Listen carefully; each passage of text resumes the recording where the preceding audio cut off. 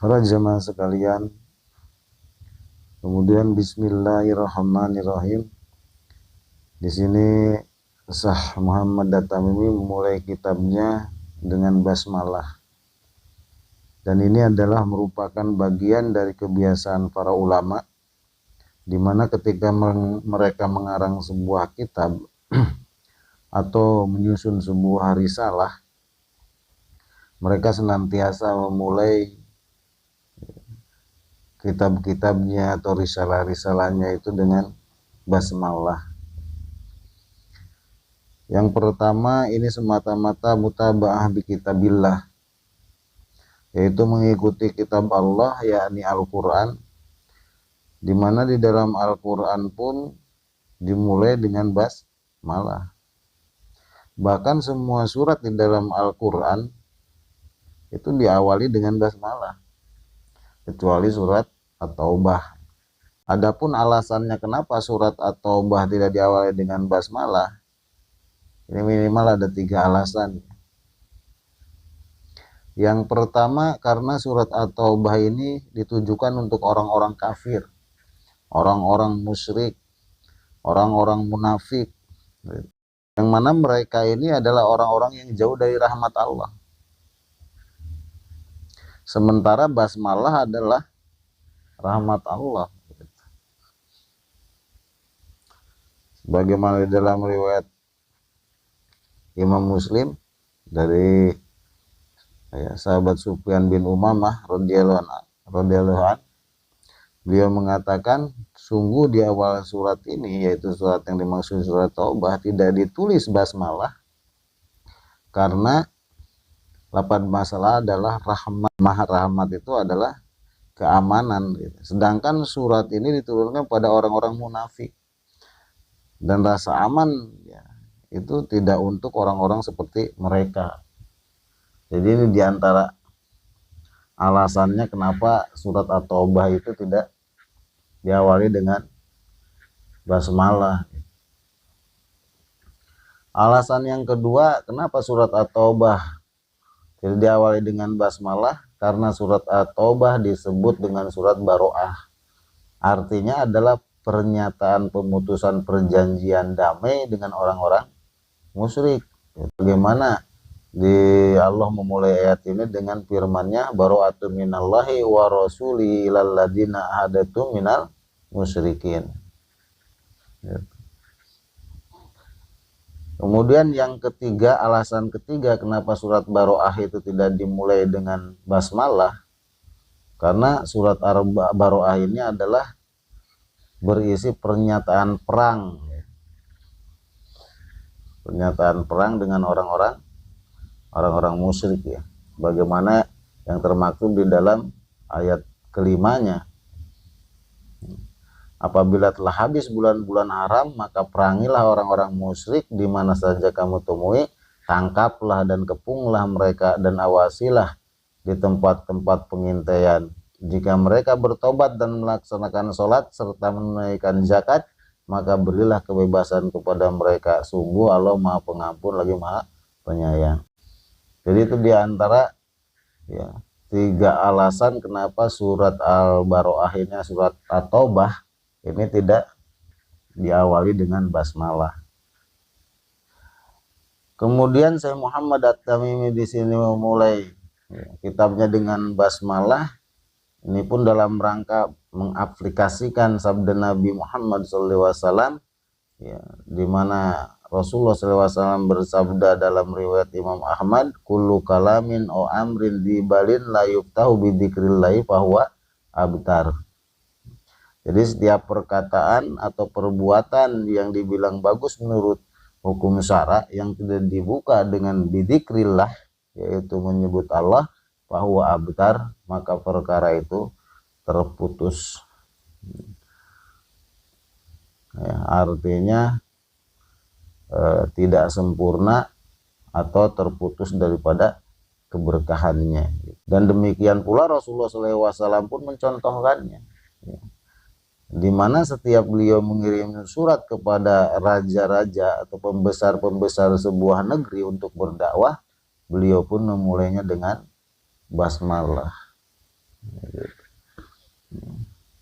Di antara contohnya adalah surat beliau yang dikirimkan kepada Raja Heraklius, kerajaan Romawi, yang isinya adalah Bismillahirrahmanirrahim, min Muhammadin Abdullah wa Rasuluhu ila Hiraqla dimirum.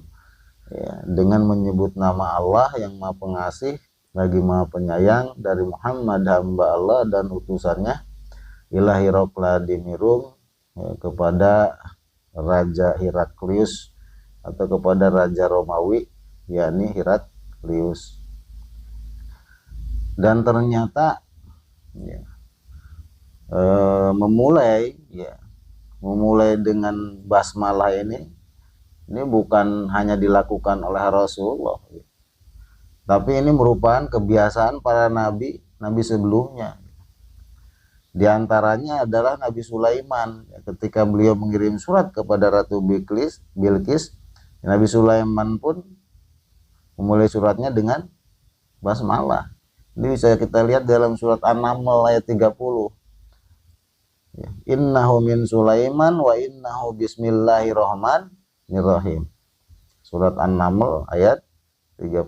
Surat An-Naml itu surat ke-27, ayatnya ayat 30, yang isinya innahu min Sulaiman wa innahu bismillahirrahmanirrahim. Sesungguhnya surat ini dari Sulaiman, yang isinya dengan nama Allah yang Maha Pengasih lagi Maha Penyayang. Ya, demikian pula Nabi Nuh, ya, ketika Nabi Nuh naik kapal, ya, yang diabadikan Allah, ya, di dalam firman-Nya, yaitu surat Hud ayat ke-41. Ya, Nabi Nuh pun mengatakan waqala irkabu fiha bismillahi majreha wa mursaha inna rabbi laghafurur rahim. Ya, Nabi Nuh berkata, ya, kepada pengikutnya, naiklah kalian ke dalam kapal bismillahi, dengan menyebut nama Allah, majreha wa mursaha, ya, ketika berlayarnya itu kapal dan berlabuhnya itu kapal. Inna rabbi laghafurur rahim. Sungguhnya Tuhanku Maha Pengampun lagi Maha Penyayang. Jadi berdasarkan keterangan-keterangan ini bisa kita simpulkan bahwa mulai aktivitas dengan basmalah itu bagian dari syariat yang telah Allah syariatkan di dalam agama ini. Jadi banyak sekali ya dalil-dalil yang menunjukkan akan hal ini, baik dalil Al-Quran, Al-Hadis, perkataan ulama, ya, bahkan ijma para ulama. Ya, ulama berijma bahwa basmalah ini adalah bagian daripada syariat Islam. Oleh karena itu, Imam Al-Bukhari pun membuat bab khusus yang membahas tentang memulai bismillah dalam setiap keadaan. Bahkan sampai-sampai ketika kita mau berhubungan sama istri, itu dianjurkan membaca basmalah, sebagaimana di dalam riwayat Imam Bukhari, ya, ini di dalam babnya, yaitu bab yang membahas tentang memulai bismillah dalam setiap keadaan. Kemudian Imam Al-Bukhari menukil hadis ini, lau anna ahadakum idza ta'ahlahu qala bismillah Allahumma jannibna syaiton wa jannibi syaitona ma rojaktana faqudiya bainahuma waladun lam yadurruh. Jadi kata Rasulullah SAW, ya, jika salah seorang di antara kalian itu apabila mendatangi ahlinya, yaitu istrinya, maksudnya ada untuk atau melakukan hubungan, ya, kemudian orang itu mengucapkan bismillahi Allahumma janibna syaiton wa janibi syaitona ma rojaktana, ya, kemudian ia memulai dengan membaca basmalah, gitu. Lalu dilanjutkan dengan berdoa Allahumma janibna syaitona wa janibi syaitona ma rojaktana, ya Allah, jauhkan setan dari kami dan jauhkan setan dari apa yang telah engkau rezekikan kepada kami. Maksudnya adalah anak di sini.